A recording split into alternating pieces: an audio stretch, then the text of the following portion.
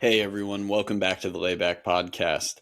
Joining us today is no one. It is just me. We are running a solo episode, but I promise you it is for good reason. Although the date might not be entirely accurate, not too long ago, the Layback Podcast turned 2 years old. That's right. We have done now over 104 episodes.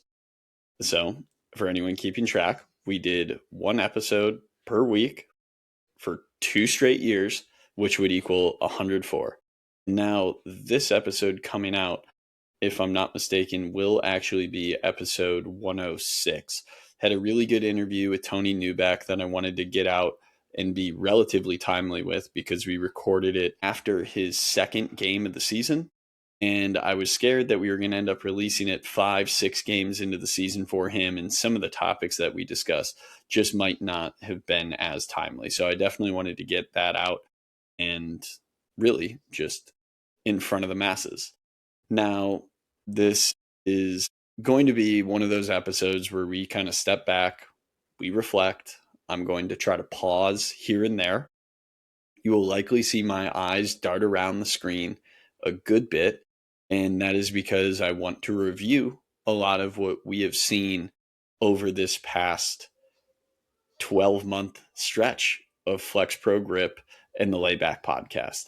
We really have accomplished a lot as a podcast and the Layback family as a whole. So not just what I have done as a host and producer of this podcast, but really everyone who is involved.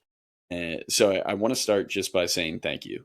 Never could have gotten to this point of over 2 years if we didn't have listeners, if we didn't have the Layback family tuning in every single episode to learn about our players, our coaches, our families, our PTs, our agents, and everyone else in between that has stepped up and stepped in front of the mic and the camera for an interview.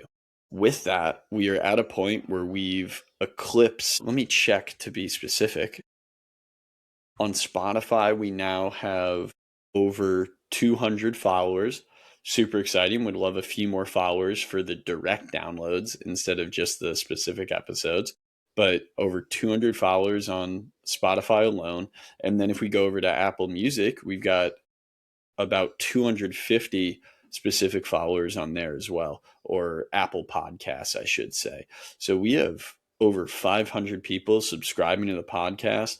And what that amounts to from a total listens perspective is we are actually over the 30,000 total listens mark, which is just crazy to say. Now, I don't know what a normal podcast does of this status or this many episodes. I don't know if that's good. I don't know if that's bad. But to me, it's really cool. It's amazing to know that many people are involved and really want to hear what we're producing and the stories of everyone that is joining the Layback Podcast. If you guys remember from the start, what was really important to me was to share the stories and create a community. So if someone is going through rehab or someone is looking for a resource, they could come to the Layback Podcast as that resource or as that community and hopefully form some sort of connections.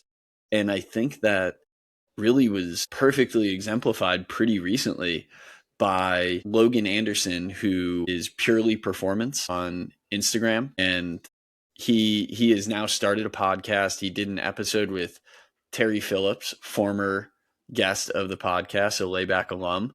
All of you know we love our Layback alum.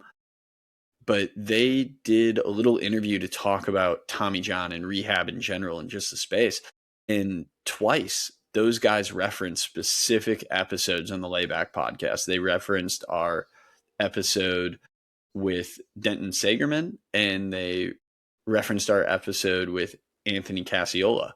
Then I'm on another conversation with one of the strength coaches we work with. He directly quoted something he heard from the interview we did with Bryce Kreider. It's really humbling to know that people in the space are taking the information from the Layback Podcast and applying it to their everyday practices or to their education, and really converting that information to the betterment of their athletes. It really feels good. This is something I only really dreamed of at the start of the Layback podcast, but just to know that it's really happening makes me feel good. And it's weird to talk about, but I definitely wanted to take this time to do it, because without you guys, none of this would be possible. Now, there is one episode that I want to talk about that actually has never aired to date that I thought was going to be a heavy hitter during this past year. That episode will still come out at some point, waiting for a few things. I don't think he would mind me sharing, but we had a panel discussion at this year's ABCA back in January. That was in Columbus, Ohio. On that panel discussion, we had Corey Muscara, the head coach of Duke baseball, Chris Martin, the head strength coach for LSU baseball, and we had Steve Rassel, who is the director of performance and wellness, and I think a few other titles or words in there for the Toronto Blue Jays. Basically, he heads up the high performance component of the Blue Jays. So that includes their strength and conditioning, their medical, their nutrition, and the mental game as well. So basically everything off field that goes into baseball performance. Those three guys were gracious enough to join us in Columbus, like I said, but we really, really went in depth on what creates a true player development system. Like, how do we bridge the gap from just data and tech to actually creating a solution for the athlete? And of course, that comes with storytelling. That really was our big buzzword, is how do we tell the proper stories to these athletes? But storytelling isn't just to take the data and present something really cool. And just because you presented something really cool, it means all the athletes are going to be on board and they're gung-ho about whatever system you develop. Rather, storytelling goes so much further, because you need these stories to show successes, kind of explain failures. You need these stories to shape the future of your organization, or even shape the future of what you can get from a specific player. So there's one thing to have data, there's one thing to have technology, but actually being able to be an author of that information, take everything, consolidate it, shape it, form it, and morph it into something special. That's where you're getting your true architects, those who can really make a difference. And I really think the likes of Corey Muscara, Chris Martin, Steve Rassel are the perfect examples of guys who can tell those stories. Obviously, the Blue Jays have had a meteoric rise to being a powerhouse in Major League Baseball. LSU is, I mean, they're one of the most storied programs in all of collegiate baseball, and Chris Martin has gotten to kind of doctor that in a way behind the scenes, controlling what these guys do to be at their best every single day for recovery, for strength, for speed, and force production. And then, of course, we have Corey Muscara, who has been one of the best pitching minds this game at any level has had to offer for a long time.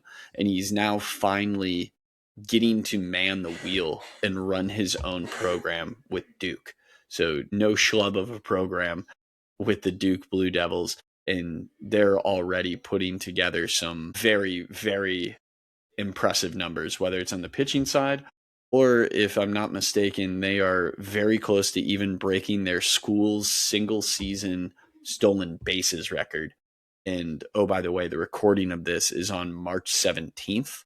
So for anyone that's curious about being, I think, like 10 stolen bases away from their school record on March 17th, I think they're doing something right on the bases. And Moose is great with leg times. He understands pitchers. So I'm sure he has a decent idea of how to take advantage of pitchers as well and tell the story of what he views as important, and then empower those around him who might know a few more things about base running to create the best system possible to develop an identity for the program. So I just wanted to talk about that episode that still hasn't aired. It's still in the waiting. Steve Rassel just has to run through it a little bit, redact a few names, maybe doctor a couple statements, and just make sure that nothing that could be considered an industry secret or sensitive information to the Blue Jays goes out to the public. That might trigger some excitement for the masses, for someone that tries to find a little nugget in there, a little Easter egg, something that we forgot to edit out. But I'm hoping Steve can get that back to us at some point. Of course, they're in the middle of spring training as I'm recording this, so who actually knows when it'll happen, but I promise you guys that will come out at some point. I do also want to talk about some of the other episodes from the past year. So what I have done here in the background is I've actually pulled up our little producers page, and I want to run back on some big time moments. So let me expand this. Please, everyone, bear with me. And of course, for all the visual members of the Layback Podcast, this is why my eyes are darting around the screen, if you guys are seeing that. Now, of course, the audio, you're just listening to me ramble on. All right, so I'm about halfway through the year now.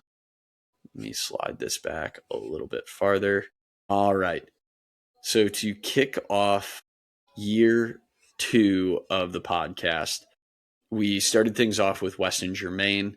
Weston Germain, the director of pitching development for MASH baseball up in Minnesota, incredible with programming, really took an academic approach to that discussion, which was a fun one. I know that was a super influential discussion to a lot of our high school audience, which I was very pleased to hear. The way that Weston goes about creating programming, he formerly was a teacher. So applying that sort of information and that style of education, and knowing that that is desirable information for the Layback family, really made me happy to hear, because I very much have been a fan of what has gone on with MASH, and specifically with Weston's journey in learning about workload management and learning about player development systems. Of course, we have our player interviews. Jacob Kamatz was our first one of year 2. He's been incredible to watch grow. I'm super excited for his 2026 season. He has hinted at a potential move to the bullpen, but it sounds like that will be huge for his average fastball velocity and his stuff. Being such a command-focused pitcher, I think this will enable him to let loose a little bit. I want to also call out a couple episodes that we highlighted that we were very keen on for this year too. I teased them. It was the Will Carroll and Gary McCoy interviews. Definitely fun ones, as they kind of shifted our normal focus of the Layback Podcast. Will Carroll being the author of Under the Knife, very much having a finger on the pulse for what's going on in the baseball and sports world in general when it comes to injury.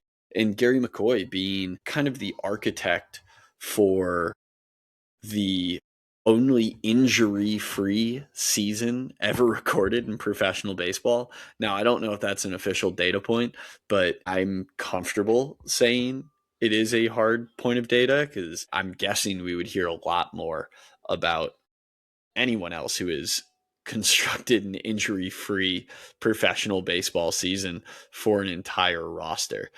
Definitely could. I definitely want anyone who missed that episode to go back and check it out. A few other really fun, notable ones in the mix were actually some presentations. So they're quasi FlexPro Grip episodes, but we had Jess Geiger's seminal study on forearm strengthening and the panel discussion associated with that. So anyone wanting to check that out, I encourage you to go to YouTube and look for Jess's study. We have that on our page. It's a panel discussion with a handful of FlexPro Grip and Layback user and alums, respectively, hop on to discuss Jess's industry-shaking findings. We had Dr. Matt Fury, Dylan Newcomer, and Ryan Yoshida all hop on board for that one. So really just a very informative discussion on the impact of training with FlexPro Grip. The high level cliff notes here is that of the 36 college pitchers involved in this study that Jess created at the pitching lab at Wake Forest, the 18 that trained on FlexPro Grip doing our strength protocols for 10 weeks saw a decrease in medial elbow joint gapping of 43%. And the 18 athletes who did not train on FlexPro Grip during this time saw an increase of medial elbow joint gapping of nearly 10%.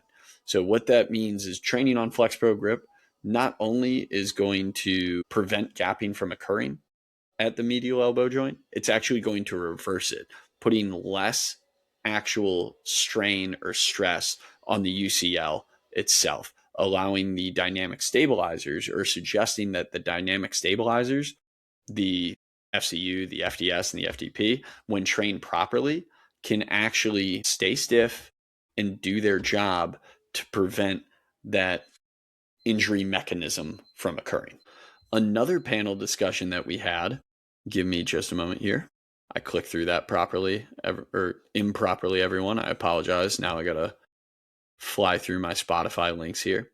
Another one we had is the forearm flexor strength study, or forearm flexor strength and balance correlation with UCL injury in baseball athletes panel discussion that was presented by Toby Addis and Drew Hagen, both third-year med students at the Edward Via College of Osteopathic Medicine. And joining us again on the panel is Dr. Matt Fury, accompanied by Doctors Gunnar Brolinson, physical therapist Emily Faree, and even in the pitching space, Mike McFerrin.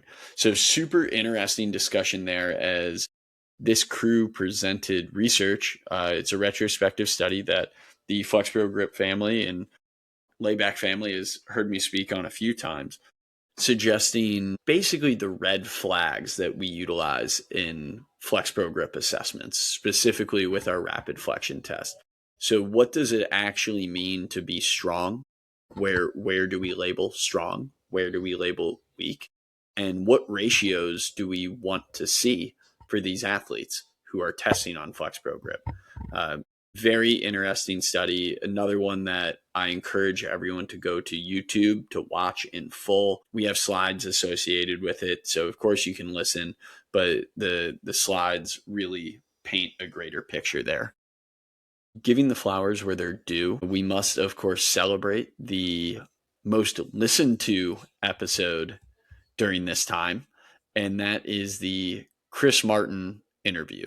So of course I mentioned Chris Martin on that panel discussion, but back on July 31st, we released an episode with Chris Martin detailing his work with the LSU program. So definitely a really cool one to tune into, learn more about Chris's work with historically one of the best collegiate baseball programs in the nation. You know, I love my player rehab stories. Connor Wilds is a really great one. More recently, Aaron Youngers or AJ Youngers put together an amazing one as well. AJ's in particular is a must listen, as his rehab has shaped so much of what we do with Baseball Rehab Network. Baseball Rehab Network is really the driving force behind those couple of studies that I mentioned earlier, the forearm flexor analysis, as well as the applications of Jess Geiger's seminal study that she presented on.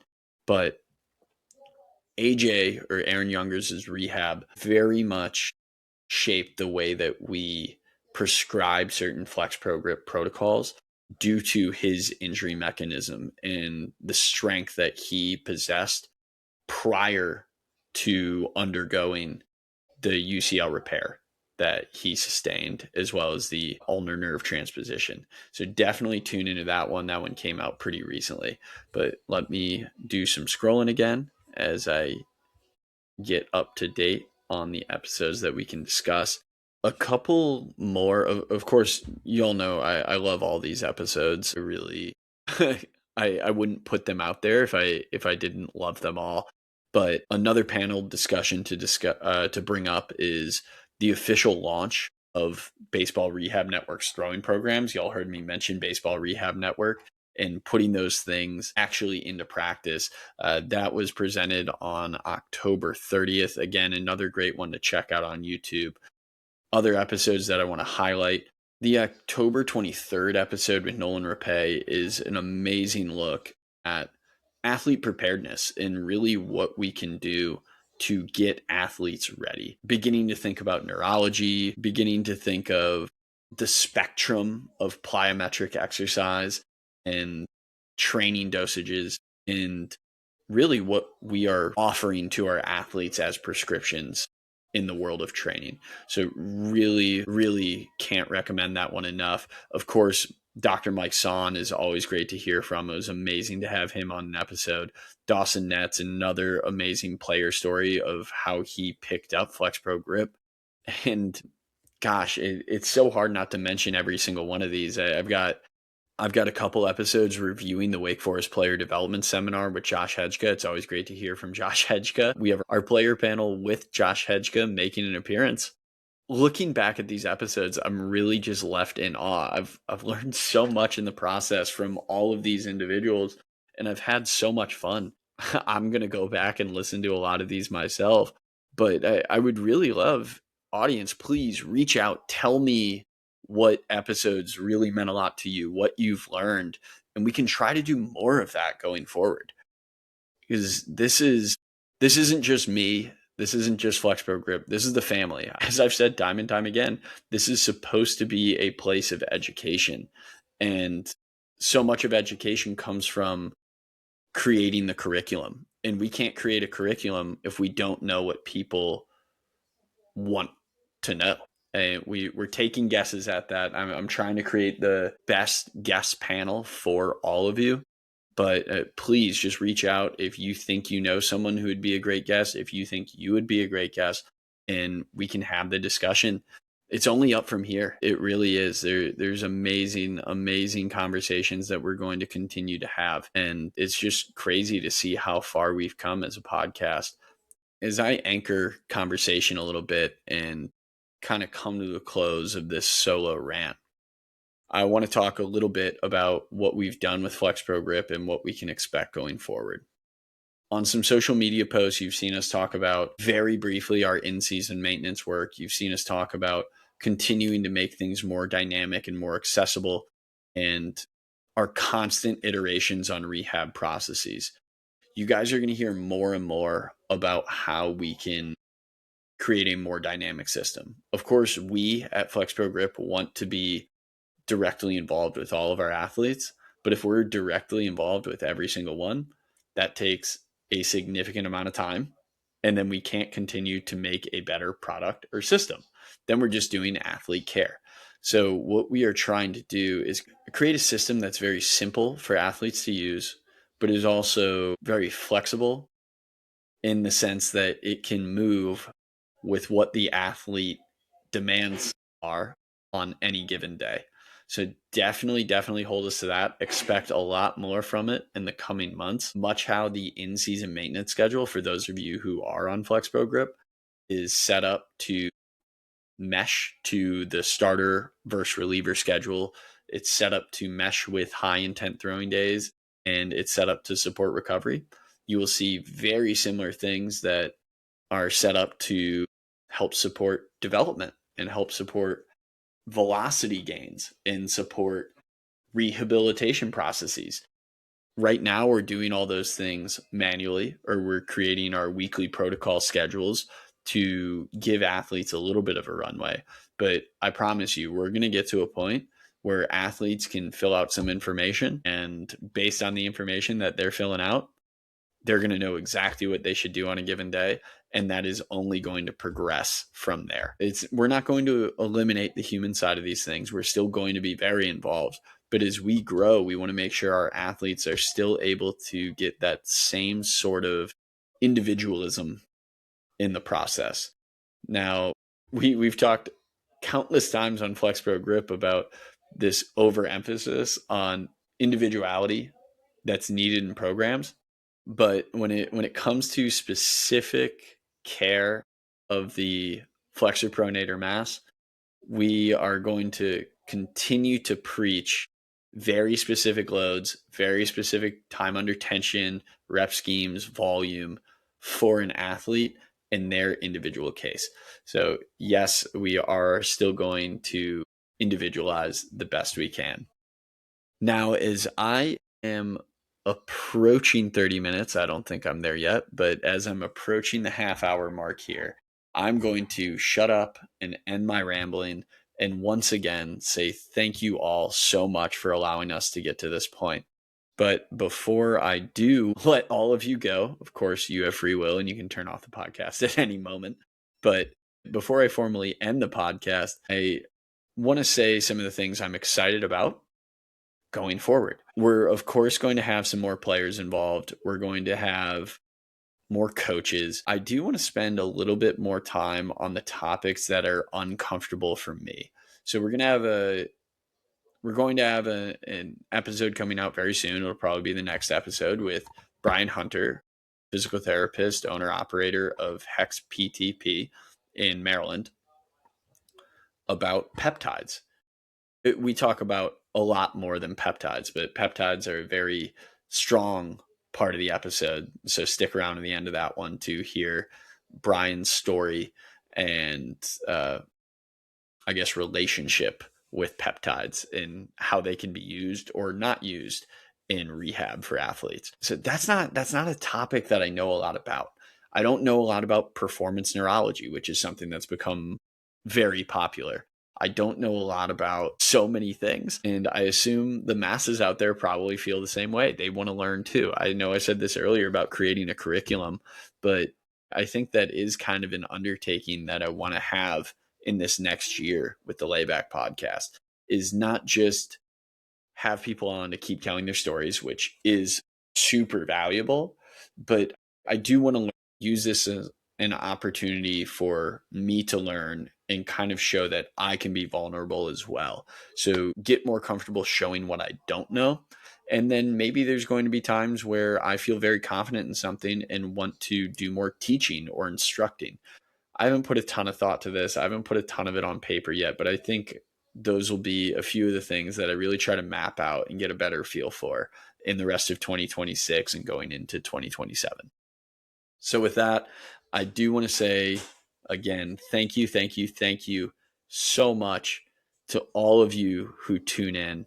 And as always, thanks for laying back with us.